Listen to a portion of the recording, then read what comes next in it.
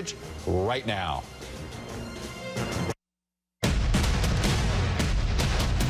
Our country doesn't win anymore. We're going to start winning again. If you work in America, you ought to be able to get ahead in America. I'm not a politician. My only special interest is you. I will never, ever quit on you. We will make America great again. America's best days are still ahead of us. Today is our Independence Day. Let's make history together. Get out and vote. Let's get out and vote.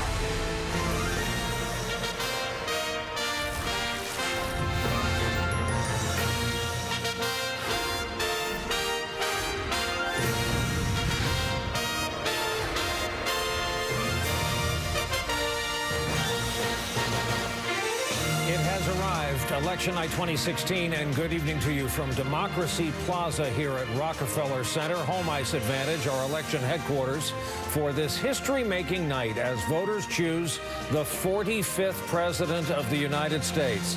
A choice which has divided so much of this country beyond just lines of blue and red, but further divisions of race and gender and education in ways we've never seen before, in ways we will talk about here this evening. In less than an hour now, the first poll closings of this night. Just minutes from now, we'll start to get the first actual results from Indiana and Kentucky. Already today, we have seen both candidates cast their ballots. Hillary Clinton in Chappaqua, New York this morning, alongside her husband, the former president. Donald Trump with his wife and his daughter Ivanka voting in Manhattan. Good evening all. Brian Williams, Rachel Maddow, Chris Matthews, our entire family, our entire election night team. And as they say, either way, history's going to be made tonight. I hope it's tonight. History is going to be made. How are you defining tonight? During this election. Side to what we have always affectionately referred to as home ice advantage. It's 7 o'clock in the East, and here are the first projections of Election Night 2016. In the state of Georgia, we are calling it too close to call. 16 electoral votes.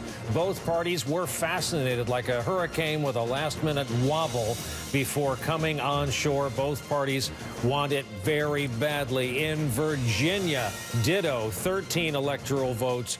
Too early to call, simply not enough vote, though we're told Clinton is in an early lead.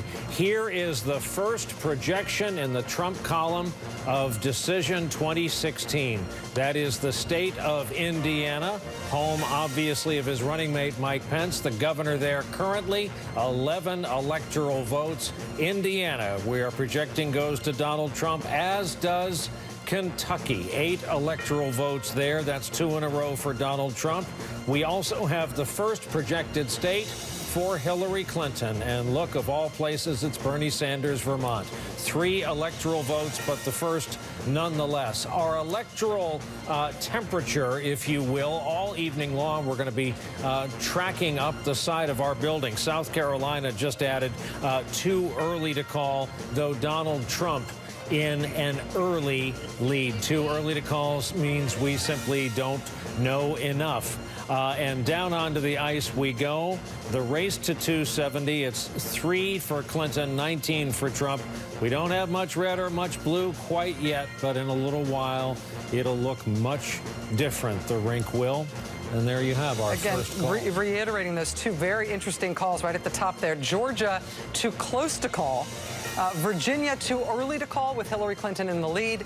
South Carolina, also too early to call with Donald Trump in the lead. It's worth just reiterating what the difference is between too close and too early. With too early, unless you're getting an indication from the news desk, from the elections desk, about who is in the lead. Otherwise, too early means absolutely nothing in terms of how this might end up. It means we just don't have enough information.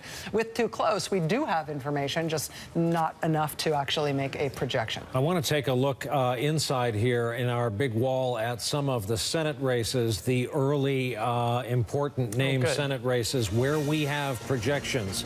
Recognize Rand Paul from the Republican primary process.